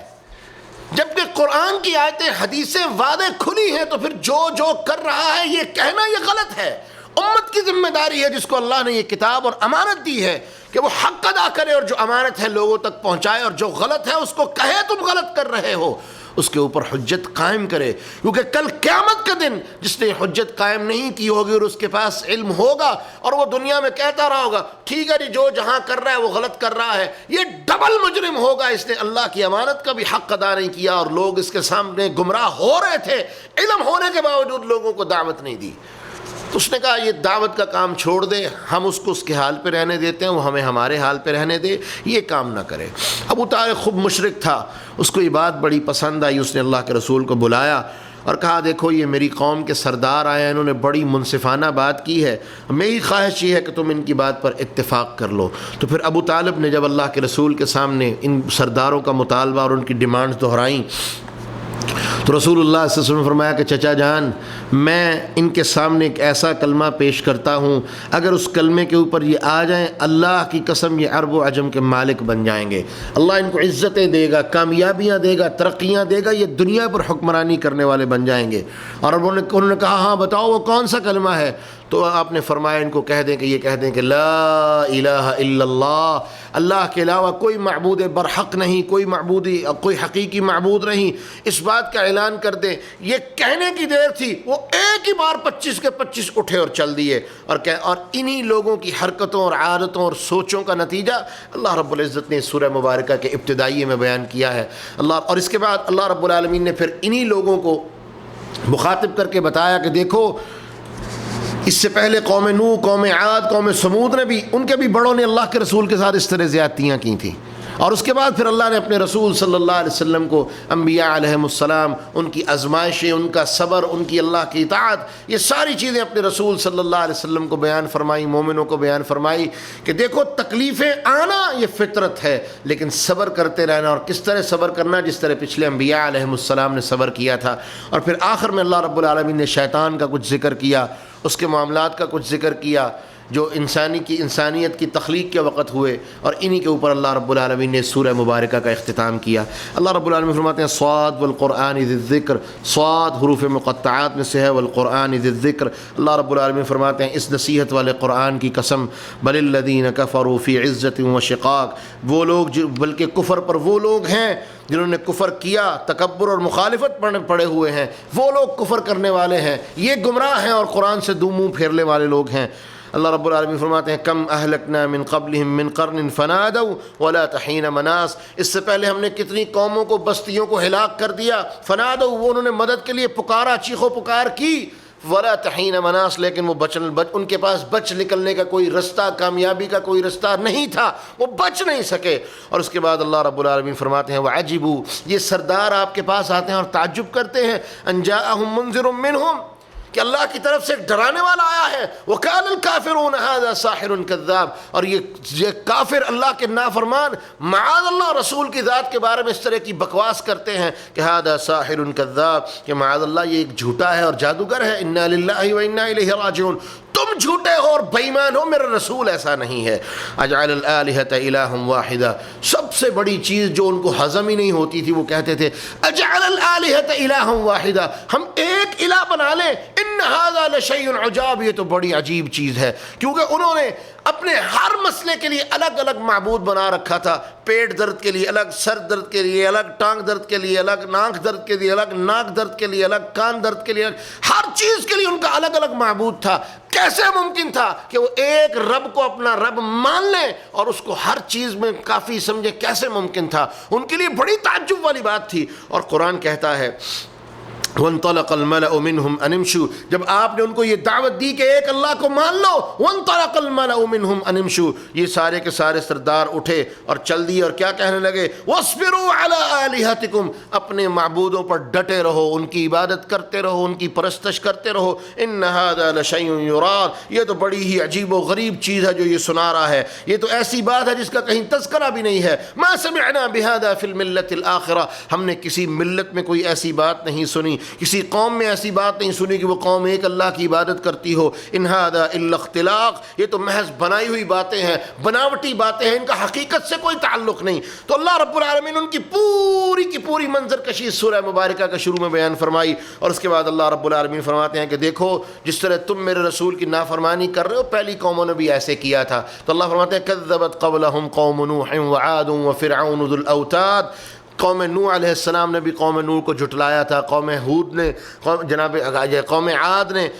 عاد جناب ہود علیہ السلام کی قوم نے، جو عاد تھی، قوم عاد، انہوں نے اپنے نبی کو جھٹلایا تھا۔ فرعون ذی الاوتاد، اور وہ فرعون جو میخوں والے تھے، طاقتور تھے، انہوں نے بھی نبی کو جھٹلایا تھا۔ وثمود وقوم لوط، قوم سمود، قوم لوط، واصحاب الایکہ اولئک الاحزاب، یہ بڑی بڑی جماعتیں تھیں۔ اللہ فرماتے ہیں ان کل الا کذب الرسل، ان سب نے ایک ہی جرم کیا تھا کہ رسولوں کو جھٹلایا تھا۔ فحق عقاب، اور اللہ رب العالمین فرماتے ہیں ان کے اوپر پھر میرا عذاب آیا، عذاب اس طرح آیا کہ صفحہ ہستی سے مٹا دیا۔ ما ينظر هؤلاء الا صيحة واحدة ما لها من فواق، اللہ رب العالمین فرماتے ہیں یہ سب کے سب صرف ایک چیخ کا، اللہ کے فیصلے کا، قیامت کے دن کا انتظار کر رہے ہیں۔ ما لها من فواق، جب وہ آئے گی پھر ان کو فرصت اور وقفہ بھی نہیں ملے گا، ان کو ڈرا دیں، ان کو سمجھا دیں، بار بار اللہ رب العالمین سمجھا رہے ہیں کہ شاید کہ نصیحت کو قبول کر لیں۔ اور اس کے بعد اللہ رب العالمین نے اپنے رسول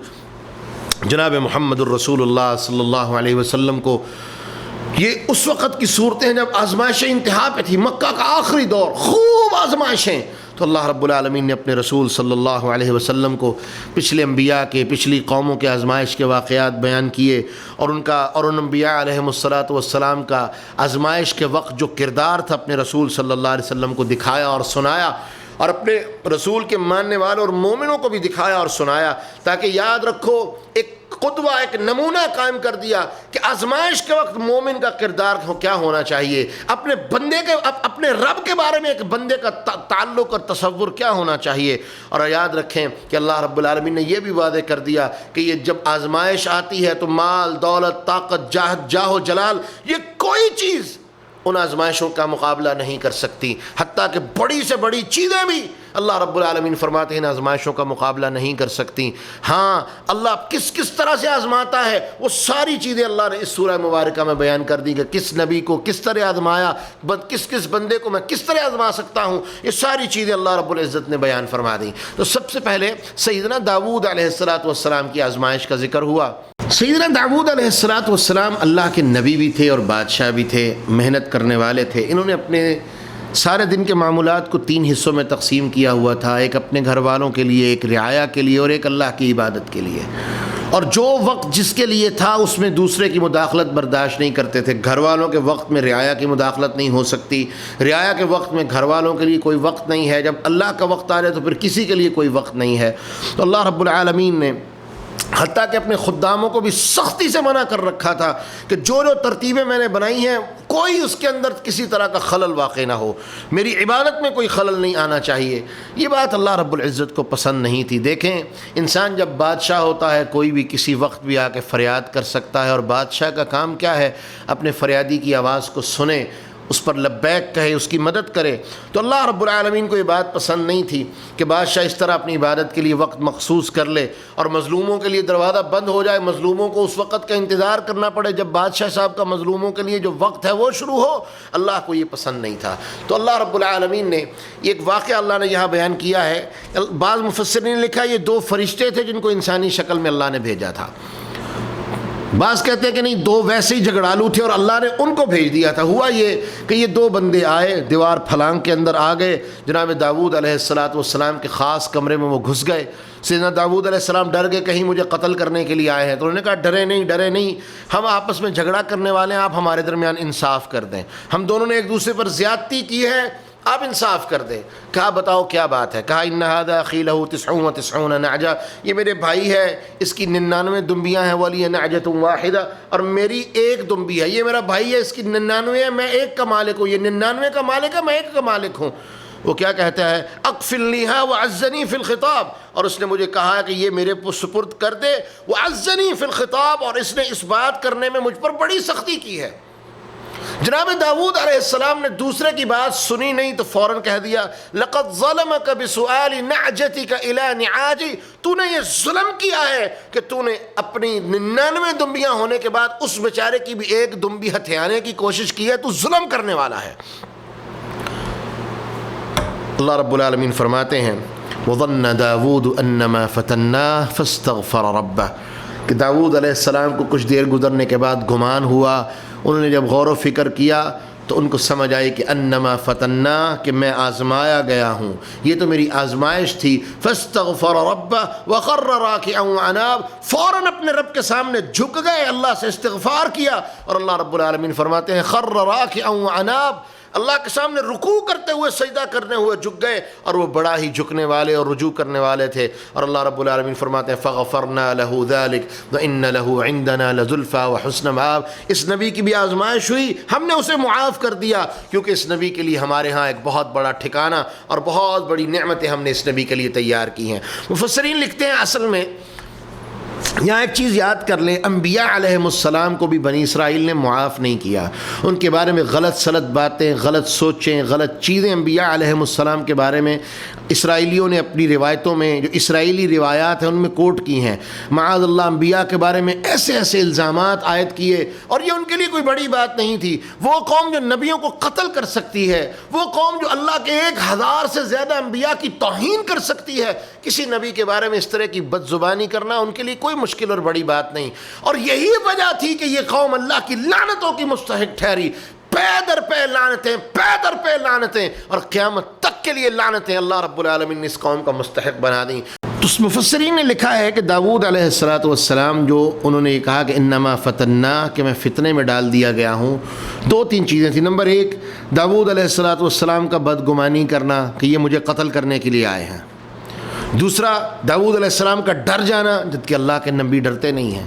تیسری چیز کہ دوسرے فریق کی بات سنے بغیر فیصلہ کر دینا اور یہ کہہ دینا کہ تو نے یہ مانگ کے ظلم کیا ہے، اور ساتھ یہ کہنا کہ شرکاء جو ہے آپس میں ایک دوسرے کے ساتھ زیادتیاں کرتے ہیں۔ یہ ساری چیزیں اللہ رب العزت نے یہاں بیان کر دی، اور بات صرف اتنی سی تھی۔ یہودیوں نے اس کا یہ ترجمہ کیا کہ جی ان کو اپنی اسرائیلی روایتوں میں یہ بیان کیا کہ ان کے کمانڈر کی بڑی خوبصورت بیوی تھی، اپنی ان کی 99 بیویاں تھیں، یہ کیا وہ کیا، اس کی بیوی ہتھیانے کے لیے معاذ اللہ۔ اتنی بڑی بکواس یہودیوں نے اپنی کتابوں میں انبیاء علیہم السلام کے بارے میں کی ہے، جبکہ قرآن نے ایک اس بات کا بھی رد کیا اور دوسرا یہ وعدے کر دیا کہ اصل میں جو سبب تھا جس کی وجہ سے داؤد علیہ السلام کو سمجھ آئی کہ میں آزمائش میں ڈال دیا گیا ہوں، وہ یہ تھا کہ جو اللہ کے بنائے ہوئے اصول اور دستور تھے ان کو انہوں نے توڑ دیا تھا۔ اور وہ اصول اور دستور کیا تھے؟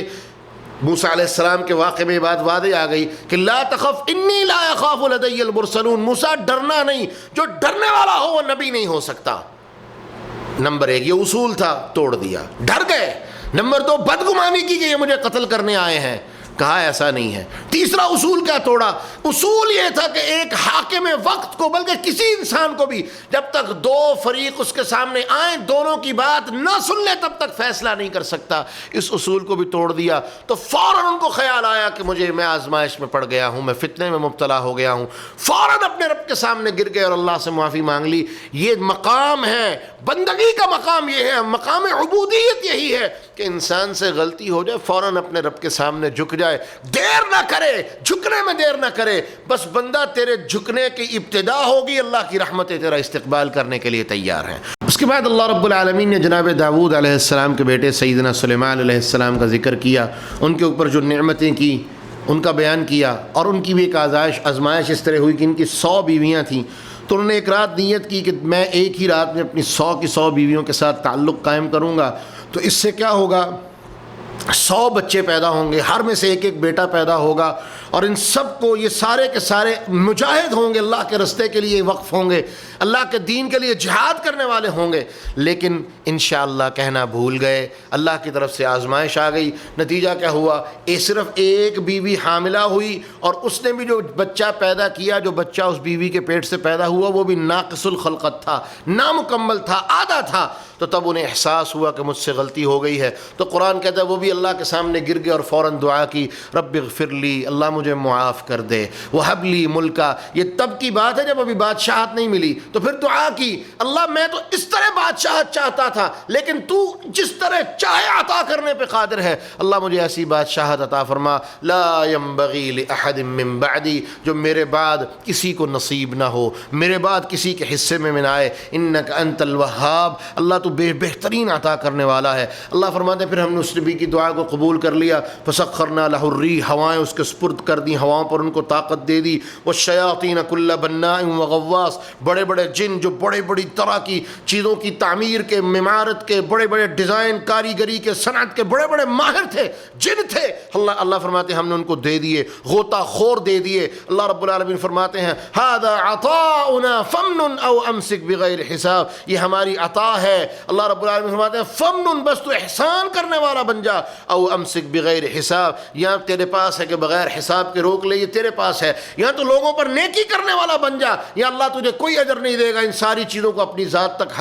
ذات کی حد تک روک کے رکھ لے۔ لیکن قرآن کہتا ہے کہ سلیمان علیہ السلام نے ان چیزوں کا بہترین استعمال کیا اور اللہ کے دین کی دعوت لوگوں کو دی۔ یہاں پر ایک بات ایک لمحے کے لیے ذرا ٹھہر جائیں، ہمارے معاشرے کی ایک بہت بڑی خامی، خباثت، گندگی، نجس سوچ جو ہمارے معاشرے میں ہے، میں اس کا یہاں پر رد کر دوں۔ رسول اللہ صلی اللہ علیہ وسلم ایک دن نماز پڑھ رہے تھے کہ ایک جن نے آ کے آپ کو تنگ کرنا شروع کیا، اللہ کے رسول نے اس جن کو پکڑ لیا۔ آپ نے تھوڑی دیر کے بعد اس جن کو اس جن نے معافی مانگی، آپ نے چھوڑ دیا۔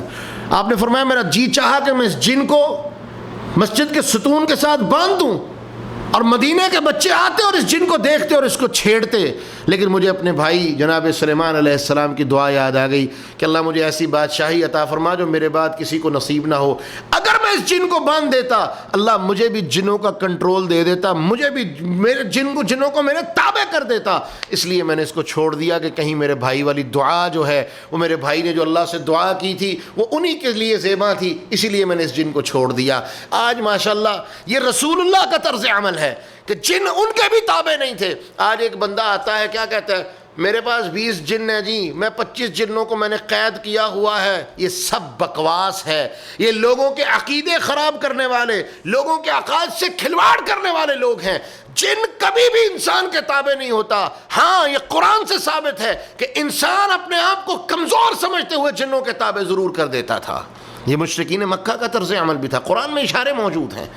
تو یہ اصل میں کیا ہوتا ہے, یہ لوگ خود الٹے سیدھے چلے وظیفے کر کے اپنے آپ کو جنوں کے سپرد کرتے ہیں, اور ان جو شیطان جن ہوتے ہیں, سرکش جن ہوتے ہیں, جن کے ذریعے سے یہ مدد لیتے ہیں اور ان کے ذریعے سے الٹے سیدھے کام کرواتے ہیں. یہ ہے اصل اس کی. اور لوگ کیا سمجھتے ہیں اس نے جن قید کر لیے, یہ بکواس ہے. یہ لوگوں کے ایمان سے کھیلنے کا, لوگوں کے ایمان سے کھلواڑ کرنے کا ایک طریقہ کار ہے. خدا را اپنے آپ کو اس سے بچا لیجئے. اس کے بعد اللہ رب العالمین اپنے نبی سیدنا ایوب علیہ السلام کی آزمائش کا بیان فرما رہے ہیں کہ اللہ رب العالمین فرماتے ہیں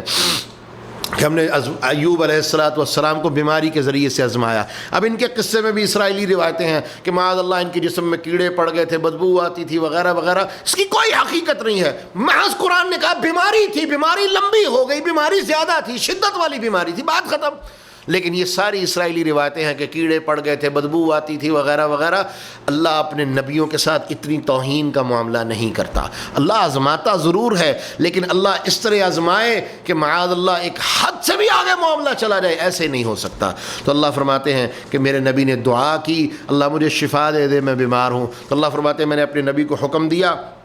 یہ تمہارے پیر کے قریب جو جگہ ہے یہاں پر اپنا پیر مارو, اور کچھ برجلک اپنے پیر کو مارو, وہاں سے پانی نکلے گا. ھذا مغتسل بارد و شراب, یہ ٹھنڈا پانی ہے, اس کو پیو, اس سے غسل کرو. اللہ رب العالمین فرماتے ہیں اللہ نے ان کو شفا دے دی. وَوَهَبْنَا لَهُ أَهْلَهُ وَمِثْلَهُمْ مَعَهُمْ رَحْمَةً مِنَّا وَذِكْرَىٰ لِأُولِي الْأَلْبَابِ. اور اللہ رب العالمین فرماتے ہیں پھر ہم نے ان کو اور ان کے گھر والوں کو وَمِثْلَهُمْ مَعَهُمْ رَحْمَةً مِنَّا, ان کے سارے جتنے تھے ان سب کو اللہ فرماتے ہیں ہم نے اپنی رحمتوں سے عطا کیا. نبیوں کو اللہ اپنی رحمت سے عطا کرتا ہے, نبی کا کوئی ذاتی کمال نہیں ہوتا. اور اس کے بعد اللہ رب العالمین نے سورہ مبارکہ کا اختتام ابلیس کا اور آدم علیہ السلام کا جو معاملہ ہوا اور اللہ رب العالمین سے جو اس نے مہلت مانگی, اس چیز پر اللہ رب العالمین نے اس سورہ مبارکہ کا اختتام فرمایا. اس کے بعد سورۃ الزمر, زمر کا معنی ہوتا ہے گروہ, جماعت, لشکر. اللہ رب العالمین نے, یہ سورہ مبارکہ مکی صورت ہے, اور اس سورہ مبارکہ میں اللہ رب العالمین نے 2 گروہوں کا ذکر کیا ہے, ایک مومنین کا گروہ, ایک مشرکین کا گروہ, اور پھر دونوں کا طرز عمل, تعامل اللہ رب العالمین نے سورہ مبارکہ میں کمپیئر کرتے ہوئے پیرلل, یہ کرتے ہیں, مومن یہ کرتے ہیں, مشرک یہ کرتا ہے, مومن یہ کرتا ہے, مشرک یوں کرے گا, مومن یوں کرے گا, سارا اللہ رب العالمین نے ایک بہترین کمپیئر اس سورہ مبارکہ میں بیان فرما دیا. تو اللہ رب العالمین اس سورہ مبارکہ کے آغاز میں فرماتے ہیں کہ تنزیل الکتاب من اللہ العزیز الحکیم, یہ کتاب ہے, اس کتاب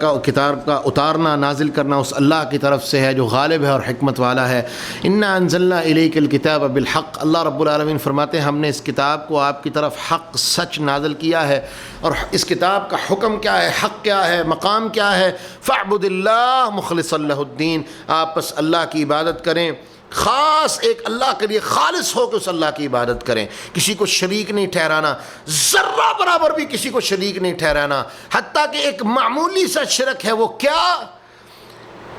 کہ اللہ رب العالمین کی عبادت تو کی ہے لیکن رضا کسی اور کی مطلوب ہے, یہ بھی شرک کے, یہ بھی اللہ رب العالمین کی توحید کے امور کے منافی ہے. دکھاوا کرنا اللہ نے اس سے بھی منع کر دیا کہ خالص اللہ کے لیے ہو کہ اللہ کی عبادت کرنی ہے, تب ہی تمہاری عبادتیں قبول ہوں گی اور عبادت کا حق ادا ہوگا. الا للہ الدین الخالص, لوگوں جان لو اللہ کا دین خالص ہے, توحید خالص ہے, کوئی ملاوٹ ذرہ برابر بھی گنجائش ہی اللہ نے نہیں چھوڑی. ذرہ برابر بھی توحید کے اندر امیزش آئی, شرک کی کسی طرف سے بھی امیزش آئی, اور اتنی سی امیزش کے ایک رائی کے دانے کے برابر اللہ پورے کے پورے معاملے کو برباد کر دے گا. یہ دودھ کے اندر پیشاب کا ایک چھینٹا جانے والی بات ہے, ایک چھینٹا پیشاب کا آیا پورے کا پورا دودھ خراب. توحید خالص ہوگی تب جب اس میں کوئی ملاوٹ نہیں ہوگی. اللہ رب العالمین فرماتے ہیں والذین اتخذوا من دونہ اولیاء, وہ لوگ جو اللہ کو چھوڑ کے غیروں کو اپنا رب بناتے ہیں, اولیاء بناتے ہیں, دوست بناتے ہیں. اللہ رب العالمین فرماتے ہیں کہ یہ کہتے ہیں ہم ان کی عبادت نہیں کرتے.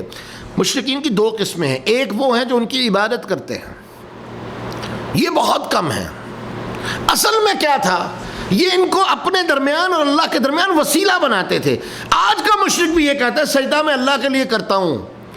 سجدہ میں اللہ کے سامنے کرتا ہوں، نماز اللہ کے لیے پڑھتا ہوں، روزہ اللہ کے لیے رکھتا ہوں، لیکن بابا جی کا کیا ہے کہ جی بابا جی کے ذریعے سے ہم اللہ کا قرب حاصل کرتے ہیں۔ اللہ ساڈی موڑدا نہیں، انہاں دی سندا نہیں، بابا جی ساڈی تواڈے اگے، تواڈی اللہ اگے۔ کیا مطلب کہ اللہ ہماری سنتا نہیں، ان کی موڑتا نہیں، یہ ہمارے اور اللہ کے درمیان پل کا، برج کا، سیڑھی کا کام کرنے والے ہیں۔ اور اسی لیے مشرک کیا کہتا ہے، بابا جی میری آپ کے آگے ہے، میں التجائیں آرزویں آپ کے سامنے رکھتا ہوں، آپ میری التجائیں آرزویں اللہ کے سامنے رکھیں۔ جبکہ اللہ کیا کہتا ہے، لوگوں درمیان میں کسی کو نہ لانا، ڈائریکٹ التجائیں مجھ سے، آرزویں مجھ سے، تمنائیں مجھ سے، خواہشیں مجھ سے، سوال مجھ سے، التجا مجھ سے۔ جب میرے علاوہ کسی غیر کے سامنے جاؤ گے یہ شرک ہوگا، میں تمہیں معاف نہیں کروں گا۔ اللہ رب العالمین فرماتے ہیں وہ کہا کرتے تھے ما نعبدهم الا ليقربونا الى الله زلفى،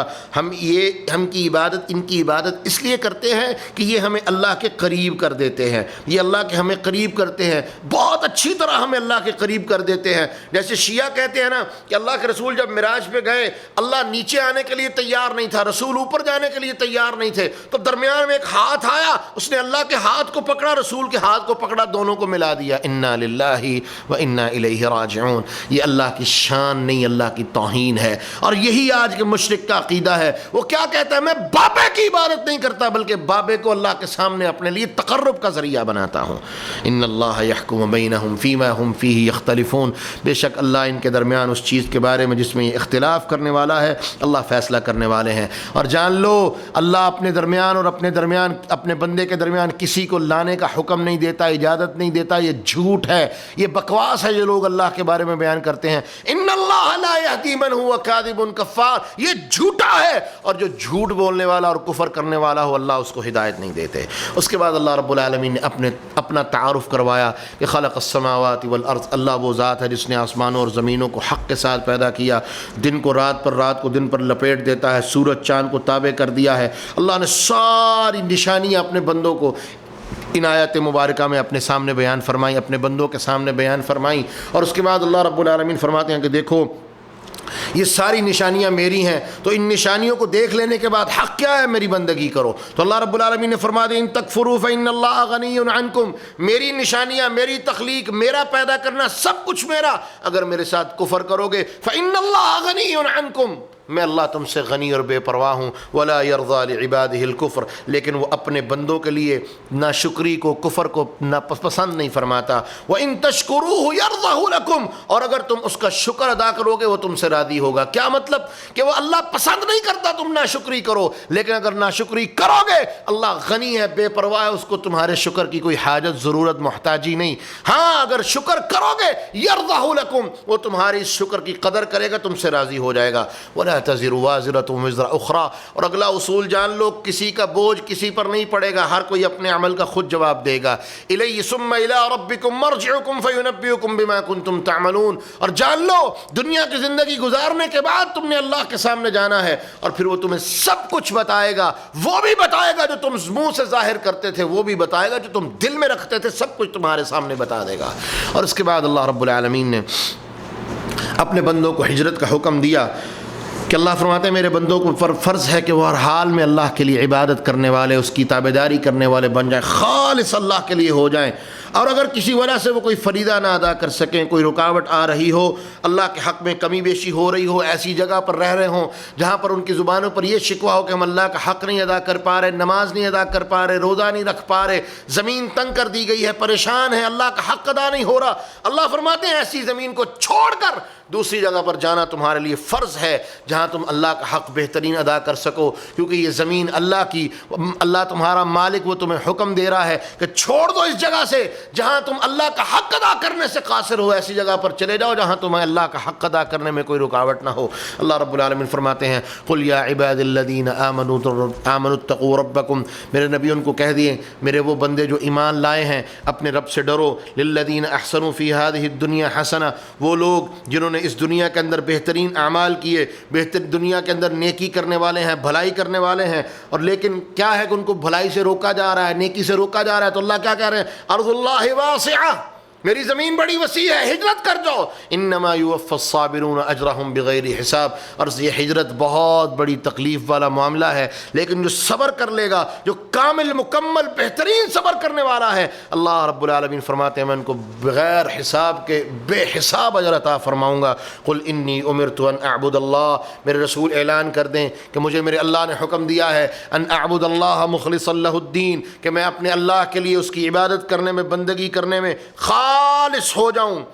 وَأُمِرْتُ لِأَنْ أَكُونَ أَوَّلَ الْمُسْلِمِينَ، مجھے میرے رب نے حکم دیا ہے کہ سب سے پہلے میں اپنے رب کو ماننے والا بنوں، سب سے پہلے اللہ، سب سے پہلے اللہ کا حکم، سب سے پہلے اللہ کی بندگی۔ اور اس کے بعد وَأُمِرْتُ قُلْ إِنِّي أَخَافُ إِنْ عَصَيْتُ رَبِّي عَذَابَ يَوْمٍ عَظِيمٍ، اور میرے رسول ان کو یہ بھی بتا دیں کہ آپ ڈرتے ہیں، ہر مومن کو چاہیے کہ وہ ڈرے کس بات سے؟ ان عصیت، اگر میں اپنے رب کی نافرمانی کروں گا، عذاب یوم عظیم، وہ بڑے دن کا عذاب، بڑا عذاب جو اللہ نے تیار کر رکھا ہے، اس سے ڈرنا چاہیے۔ قل اللہ اعبد مخلصا لہ دینی، اور پھر ان کو کہہ دیں کہ اللہ کی عبادت کرو، اور اس حال میں اس کی عبادت کرو کہ تم اپنے آپ کو اللہ کے لیے اور اس کے دین کو خالص کرنے والے اور بہترین کرنے والے ہو، کسی طرح کی کوئی ملاوٹ کرنے والے نہیں ہو۔ اللہ رب العالمین نے ان لوگوں کی عقل مندی کی بات کی، ان لوگوں کی تعریف بیان فرمائی۔ اللہ فرماتے ہیں والذین اجتنبوا الطاغوت، جنہوں نے طاغوت کو چھوڑ دیا، کفر کو چھوڑ دیا، اللہ کی نافرمانی کے رستے کو چھوڑ دیا، کس لیے؟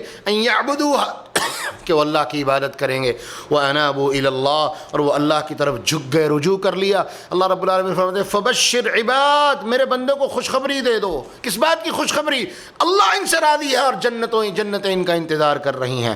الذین یستمعون القول، اور میرے بندے کون ہیں؟ الذین یستمعون القول، جو میری بات کو بڑی توجہ سے کان لگا کر سنتے ہیں، فیتبعون احسنہ، اور صرف سننے تک محدود نہیں رہتے بلکہ بہترین طریقے کے ساتھ اس کی پیروی کرتے ہیں، بہترین طریقے کے ساتھ ان چیزوں پر عمل کرتے ہیں۔ اللہ رب العالمین فرماتے ہیں اولئک الذین ھداھم اللہ، یہ وہ لوگ ہیں جن کو اللہ نے ہدایتیں دے دی ہیں، اللہ نے ہدایت کے لیے ان کو چن لیا ہے۔ واولئک ھم اولو الالباب، اور یہی عقل والے ہیں، اور ان کی عقل کی سب سے بڑی نشانی یہ ہے کہ انہوں نے کفر کو پہچان کے اس کو چھوڑ دیا اور اپنے رب کی طرف آ گئے ہیں۔ اس کے بعد اللہ رب العالمین نے ان عقل مندوں کے لیے جو جنتوں میں انعامات تیار کر رکھے ہیں ان کا بیان کیا، اور اس کے بعد اللہ رب العالمین پھر اپنی کچھ نشانیاں بیان کرنے کے بعد قرآن مجید کے بارے میں بیان فرماتے ہیں کہ اللہ نزل احسن الحدیث، اللہ وہ ذات ہے جس نے یہ بہترین کتاب نازل فرمائی ہے۔ یہ لفظ حدیث قرآن پر بھی بولا جاتا ہے، حدیث پر بھی بولا جاتا ہے۔ اللہ نزل احسن الحدیث کتابا متشابہا، وہ کتاب جو متشابہ ہے، دو معنی ہیں اس کے کہ اس کی آیتیں آپس میں ایک دوسرے کے ساتھ متشابہ ہیں، اور دوسرا معنی کہ یہ آیت حدیث اور قرآن کے بارے میں ہے کہ اللہ نے قرآن اور اس کی ایک متشابہ حدیث کی شکل میں عطا کی ہے کہ قرآن جیسی قرآن کی آیتیں ہیں ویسی ہی حدیث کی باتیں ہیں، کیونکہ حدیث اصل میں قرآن ہی کی تشریح ہے۔ اللہ رب العالمین فرماتے ہیں مثانی، اور دونوں پڑھی جانے والی ہیں، قرآن کی آیتیں بھی پڑھی جاتی ہیں، حدیث کی بھی پڑھائی کی جاتی ہے، حدیث کی بھی تلاوت کی جاتی ہے۔ حدیث چونکہ قرآن کی تفسیر ہے، قرآن کو سمجھنے کے لیے حدیث پڑھی جاتی ہے، اور دونوں بار بار پڑھی جانے والی چیز ہیں۔ اور اس کا فائدہ کیا ہے؟ تقشعر منہ جلود الذین یخشون ربہم، اس سے ان لوگوں کی چمڑیاں اور ان کے رونگٹے کھڑے ہو جاتے ہیں، وہ لوگ جو اپنے رب سے ڈرنے والے ہیں۔ ثم تلین جلودہم، پھر ان کی چمڑیاں اور ان کے رونگٹے نرم پڑتے ہیں، ان کے دل نرم پڑتے ہیں۔ وقلوبہم الی ذکر اللہ، اللہ کا ذکر سنتے ہیں، رونگٹے کھڑے ہوتے ہیں، پھر ان کے دلوں میں نرمی آتی ہے اور اللہ کے ذکر کی طرف دوڑتے چلے جاتے ہیں، جھک جاتے ہیں، عاجزی اختیار کرتے ہیں۔ ذالک ہدی اللہ، اللہ فرماتے ہیں یہی ہدایت کی نشانی ہے۔ ذکر سنیں، ایمان تازہ ہو جائے اور فوراً اپنے رب کے سامنے سر بسجود ہو جائے۔ وَمَن ذَلِكَ هُدَى اللَّهِ يَهْدِي بِهِ مَن يَشَاءُ، اور اللہ جس طرح چاہے اس ہدایت کے ذریعے جسے چاہے ہدایت عطا فرمائے۔ وَمَن يُضْلِلِ اللَّهُ، اور اس کے مقابلے پہ اللہ جس کو گمراہ کر دے فَمَا لَهُ مِنْ هَادٍ، اور یاد رکھو اس کے لیے کوئی ہدایت نہیں ہے۔ اس کے بعد اللہ رب العالمین نے کچھ گمراہ لوگوں کی باتیں کی، اور ان کی ساری باتیں کرنے کے بعد اللہ رب العالمین فرماتے ہیں وَلَقَدْ ضَرَبْنَا لِلنَّاسِ فِي هَذَا الْقُرْآنِ مِنْ كُلِّ مَثَلٍ، قرآن میں اللہ نے مثالیں بیان کی، کس لیے؟ تاکہ ان لوگوں کو مثالوں سے سمجھ آ جائے، تاکہ یہ نصیحت پکڑ لیں، غور و فکر کر لیں۔ اللہ رب العالمین نے پہلے جب کہا کہ قرآن کے اندر ہم نے مثالیں بیان کی ہیں تاکہ لوگ غور و فکر کریں، تو ایک مثال اللہ نے توحید کی مثال بڑی خوبصورت بات سمجھائی۔ اللہ فرماتے ہیں ضرب اللہ مثل الرجل فیہ شرکاء، ایک غلام ہے، اللہ اس کی مثال دیتے ہیں کہ اس غلام کے کئی مالک ہیں، ایک غلام کے 2 3 4 5 6 10 مالک، ایک سے زیادہ مالک، شرکاء متشاکسون، اور وہ آپس میں الجھتے رہتے ہیں، آپس میں مخالف ہیں، ضد پہ ہیں۔ ایک چاہتا ہے میں اپنے اس غلام کو اس کام پہ لگاؤں، دوسرا کہتا ہے نہیں، تیرا بوتا غلام نہیں، میرا بھی غلام ہے، میں اس کو اس کام پر لگاؤں گا، تو اس کا زیادہ مالک نہیں ہے، میں بھی اس کا مالک ہوں، میں یہ کام کرواؤں گا۔ اللہ فرماتے ہیں اور ایک وہ بندہ ہے وَرَجُلًا سَلَمًا لِرَجُلٍ، ایک بندہ وہ ہے جو صرف ایک کا غلام ہے۔ هَلْ يَسْتَوِيَانِ مثلا، ذرا بتاؤ وہ دونوں برابر ہو سکتے ہیں؟ کامیاب غلام کون ہے؟ جو صرف ایک کا غلام ہے، ایک کی بندگی کرنے والا ہے۔ جو 10 کے پیچھے جائے گا وہ اپنے آپ کو ذلیل، رسوا، برباد کروا لے گا، کبھی کامیاب نہیں ہو سکتا۔ اللہ رب العالمین فرماتے ہیں الحمدللہ، تمام تعریفیں اللہ کے لیے ہیں، اور اللہ تو ہی تعریفوں کا حقدار ہے کہ تو نے ہمیں توحید جیسی نعمت عطا فرمائی اور غیروں کے در سے ہمیں غنی کر دیا، اس سے بڑی نعمت کو نہیں ہو سکتی۔ بل اکثرهم لا يعلمون، اور اکثر لوگ ان چیزوں کو نہیں جانتے۔ اور اس پارے کے اختتام میں اللہ نے ایک بہت بڑی بات جو ہمارے کئی بھائیوں کا عقیدہ نہیں ہے، اللہ نے اس کی وضاحت فرما دی، انک میت وانہم میتون۔ میرے رسول، جس طرح یہ سب کے سب فوت ہو جانے والے ہیں، جس طرح یہ سب کے سب دنیا سے چلے جانے والے ہیں، آپ بھی اسی طرح دنیا سے جانے والے ہیں۔ ثم انکم یوم القیامت عند ربکم تختصمون، اور پھر تمہارے جھگڑوں کے فیصلے اللہ کل قیامت کے دن کرے گا۔ رسول کو بھی موت آئے گی، یہ اللہ کا حکم ہے، کیونکہ مخلوق اس کے لیے موت لازم ہے، خالق کے لیے موت نہیں ہو سکتی۔ اس لیے جو لوگ رسول اللہ صلی اللہ علیہ وسلم کو مردہ تصور نہیں کرتے، آپ کو دنیا سے چلے جانے والا اور آپ کی موت کے قائل نہیں ہیں، میرے بھائیو تم اصل میں قرآن کے منکر ہو۔ اس سے زیادہ میں کچھ نہیں کہنا چاہتا۔ اللہ سے دعا ہے اللہ ہمیں سمجھنے اور عمل کرنے کی توفیق عطا فرمائے۔ اللہ نے توفیق دی تھی تو کل سورہ زمر کا اگلا حصہ جو 24ویں پارے میں ہے، اس کا خلاصہ اور باقی صورتوں کا خلاصہ لے کے آپ کی خدمت میں حاضر ہوں گے۔ وآخر دعوانا ان الحمد للہ رب العالمین۔